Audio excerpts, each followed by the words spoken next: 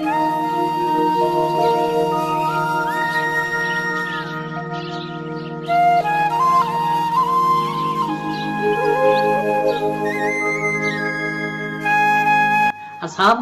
warahmatullahi wabarakatuh.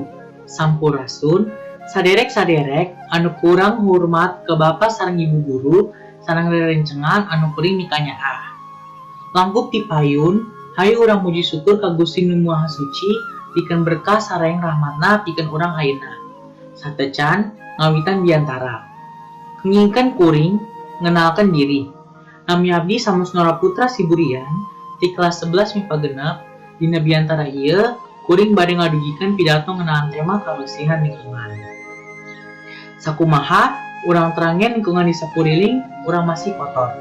Bahkan aya seueur sampah anu sumebar di sisi jalan. Pangaruhna tina lingkungan anu kotor sareng teu bersih biasa nyebabkeun lingkungan janten henteu sehat. Sareng tiasa nyababkeun penyakit sapartos demam berdarah.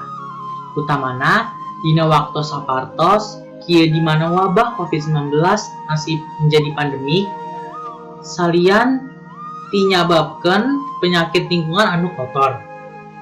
Eta tiasa nyababkeun bencana alam. Salah sahijina nyaeta banjir.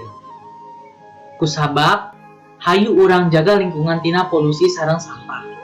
Hayu urang mimitan tina hal sederhana, nyaeta micen sampah di tempatna. Sareng mersihan pakarangan sareng mersihan lingkungan sekitarna.